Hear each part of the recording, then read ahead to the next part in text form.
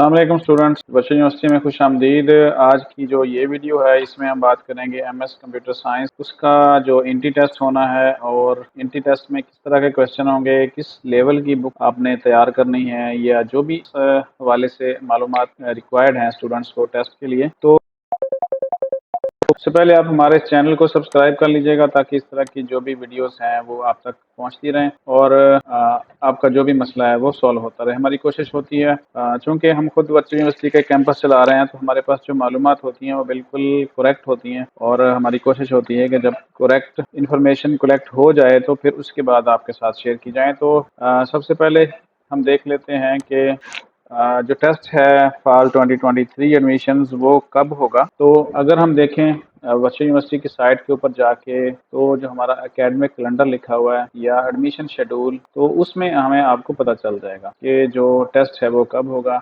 यहाँ पे लिखें वीयू इंटी टेस्ट फॉर MSCS 5 अक्टूबर जुमेरात को होगा और इस हवाले से जो स्टूडेंट की ईमेल है, ईमेल के ऊपर उनको एक इंटी टेस्ट के लिए आईडी और पासवर्ड भेज दी जाएगी। तो अपनी ईमेल जो हैं वो प्रॉपरली चेक करते रहें और जिनका कोई ऑब्जेक्शन है, जो अभी अप्लाई कर रहे हैं, वो भी ऑब्जेक्शन भी आपको ईमेल के जरिए बताया जाता है और इंटी टेस्ट का जो सेंटर है वो भी आपको ईमेल में बताया जाएगा, जिसमें एक पासवर्ड होगा जो आप वहां पे जाके अपने कंप्यूटर में अपनी सीट के ऊपर कंप्यूटर में एंटर करेंगे तो आपका टेस्ट ओपन हो जाएगा। अब जरा आ जाएं कि टेस्ट में कितने क्वेश्चंस होंगे और कितने नंबर का होगा, टाइम का होगा, वो हम देख लेते हैं। उसके लिए हमें यूनिवर्सिटी की साइट के ऊपर जाएं और वहाँ पे एक फैकल्टी ऑफ CS ओपन करें। CS ओपन करने के बाद आपने यहाँ पे MSCS का जो है MS इन कंप्यूटर साइंस, इसको क्लिक कर लेंगे आप। और क्लिक करने के बाद क्या करेंगे कि यहाँ पे अगर मैं देखूँ, आपको मैं बता दूं कि जो कैलकुलेशन होगी MSCS के लिए मेरिट की वो इस तरह है। For annual system, annual system का मतलब है कि जिन्होंने अपनी MSc BSc की हुई है, एनुअल सिस्टम में सालाना है, उनके टोटल नंबर्स हैं और फिर ऑब्टेन नंबर्स हैं, तो उनकी इस तरह होनी है। मैट्रिक में 10% ऐड होंगे, इंटर के 15%, बैचलर यानी BSc के 15%, मास्टर के 20%। नंबर आप ये मेरिट खुद भी कैलकुलेट कर सकते हैं, आपको अंदाजा हो जाएगा कि कितना मेरिट आपका बन रहा है। और इंटी टेस्ट में आप जितने भी नंबर लेंगे वो जो हैं वो होगा 40% नंबर ऐड होंगे, यानी सबसे ज्यादा जो नंबर ऐड होने हैं वो इंटी टेस्ट। तो अगर हम देख लें CGPA, जिन्होंने BScs किया हुआ है, BSIT और सेमेस्टर सिस्टम किया हुआ है, तो फिर उनका जो इंटी टेस्ट है या मेरिट है वो इस तरह बनना है जैसे आप स्क्रीन के ऊपर देख रहे हैं। मैट्रिक में 10, इंटरमीडिएट में 15 और बैचलर या मास्टर। अब इसमें दो चीजें हो सकती हैं कि बैचलर जिन्हें BSc की हुई है, आजकल सेमेस्टर सिस्टम स्टार्ट हो गया, पहले भी एनुअल सिस्टम होता था, और ये दोनों में इस तरह मिला के उनका टोटल 35% ऐड होना है जैसे यहाँ पे बताया गया है। और इंटी टेस्ट सेम एज 40% ही ऐड होगा। और जिनकी CGPA 5 होती थी, ये बहुत अर्सा पहले की बात है, तो टोटल CGPA 5 होती थी इंस्टेड ऑफ 4, तो वो इस तरह कैलकुलेट कर सकते हैं। अब जरा आ जाए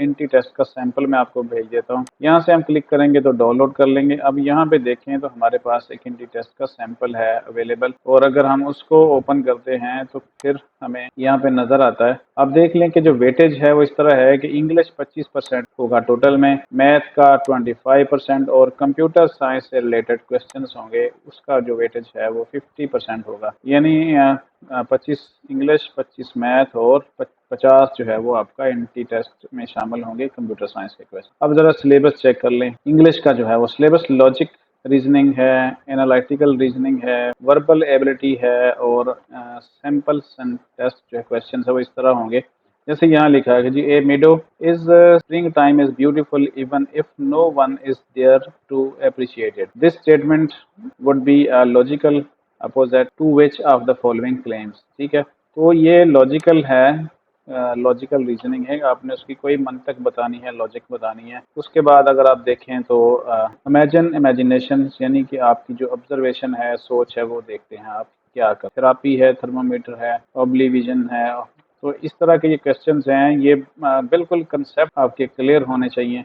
इस हवाले से अगर मैं आपको कहूँ कि कोई किताब स्पेशली इसके लिए नहीं है तो नहीं है, क्योंकि आप देखें इस तरह के क्वेश्चन स्पेशली कहीं नहीं बनते। ये आपने उन चीज़ों को, उस वक्त क्वेश्चन को पढ़ना है और अपने कंसेप्ट के हवाले से बिल्कुल सोच समझ के उनको क्लियर करना है। तो 100 MCQs होंगे टोटल आपको बता देते हैं। और टोटल कोई 1 डेढ़ घंटे का टाइम होगा, यानी 90 मिनट में आपने वो कंप्लीट करने होंगे, या 2 घंटे का भी हो सकता है।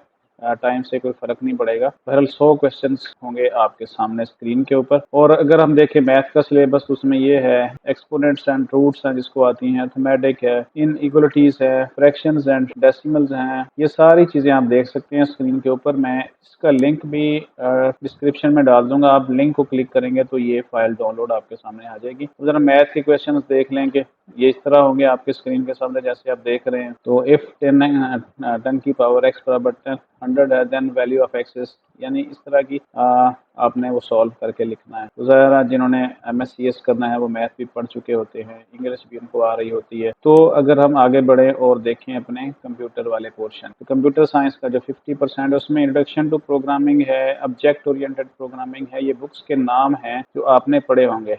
डाटा स्ट्रक्चर्स है, फंडामेंटल ऑफ एल्गोरिथम है, operating system, digital logical design, database management system, और ये सारी बुक्स हैं। अगर आप इसको पढ़ना चाहते हैं तो फिर आप इसमें से देख सकते हैं। आप तो ये सारी बुक्स जो है ना, ये बुक्स के नाम हैं क्या, 1 2 3 4 5 6 7 8 9 10 किताबें हैं। अगर आप इनके कंसेप्ट क्लियर कर लेते हैं तो ये उस हिसाब से फिर क्वेश्चंस होंगे आपके टेस्ट में। और अगर हम ऊपर जाएं मैथ में दोबारा से अगर वापस 1 सेकंड के लिए, तो हमें ये वाले जो टॉपिक्स हैं ये क्लियर होने चाहिए आपको मैथ के लिए। और अगर हम इंग्लिश में जाएं तो फिर ये जो है ना सिलेबस, अगर आप यहाँ पे देख रहे हैं, लॉजिकल रीजनिंग है, एनालिटिकल रीजनिंग है, सेंटेंस कंप्लीशन है, ग्रामर, एनालॉजी है और एंटोनियस है। ठीक है, तो ये सारे आप इस तरह कर लेंगे। अब जो मेजर पोर्शन है वो आपका यहाँ पे कंप्यूटर है। और अगर हम यहाँ पे क्वेश्चंस देखें तो पहला क्वेश्चन लिखा हुआ है, विच of the following function of A class can not be overloaded है। तो जो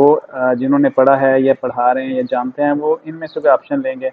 the code is not properly identified it will be, तो क्या करेगा वो कोड अगर वो प्रॉपरली नहीं चलेगा। तो ये सारी चीज़ें आपने देख लेनी हैं। ये जो पैटर्न है, ये लिंक है, मैं डिस्क्रिप्शन में डाल देता हूँ, वहाँ से आप डाउनलोड कर लीजिएगा और फिर इस हिसाब से तैयारी कर लीजिएगा। 5 दिन है आपके पास तैयारी के लिए, और उम्मीद है कि आपने इससे पहले भी काफ़ी अच्छी तैयारी कर ली होगी। तो इंशाल्लाह आपका टेस्ट क्लियर होगा। ये याद रखिएगा, 40% मार्क्स ऐड होंगे, परसेंटेज ऐड होगी आपके मेरिट में। और जो लोग फिर मेरिट में नाम आएगा उनका फिर इंटरव्यू होगा। तो अपनी जो ईमेल्स हैं प्रॉपरली चेक करते रहें। ऐसा ना हो कि दाखिले के वक्त आपने जो अपनी ईमेल्स थी वो कोई और दे दी और बाद में पता चला आपका मोबाइल चोरी हो गया, ईमेल भी बदल गई, सारा कुछ बदल गया, तो फिर ये मालूमात आप तक नहीं पहुंच पाएंगी। और ये याद रखें, जो एंट्री टेस्ट की मेल आनी है वो किसी कैंपस को नहीं आनी, वो आप जो स्टूडेंट्स हैं उनके ही LMS के अंदर आनी है। तो उनकी ईमेल के अंदर ही आनी है। तो अपनी ईमेल्स कंफर्म कर लें जो लगी हुई थी आपके एडमिशन के टाइम पे, आपने उसको चेंज तो नहीं किया।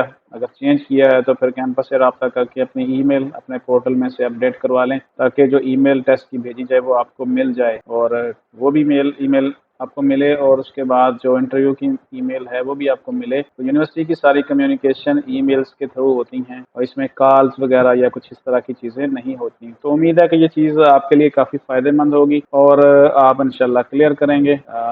बाकी कुछ जानना हो, मालूमात लेनी हो, तो नंबर मेरा हर वीडियो में अब मौजूद होता है और वहाँ से आप देख सकते हैं। बाकी जो इसकी लिंक है वो मैं डिस्क्रिप्शन में डाल दूंगा। डिस्क्रिप्शन का मतलब होता है कि ये जो वीडियो के नीचे डिटेल लिखी होती है ये डिस्क्रिप्शन होती है। तो चैनल को सब्सक्राइब कर लीजिएगा और कमेंट्स लाजमी कीजिएगा, लाइक कीजिएगा, ताकि मुझे अंदाज़ा हो कि ये मालूमात कितनी फ़ायदेमंद हो रही हैं आपके लिए। तो मिलते हैं इंशाल्लाह नेक्स्ट वीडियो में, तब तक के लिए अपना ख्याल रखिएगा। अल्लाह हाफ़िज़।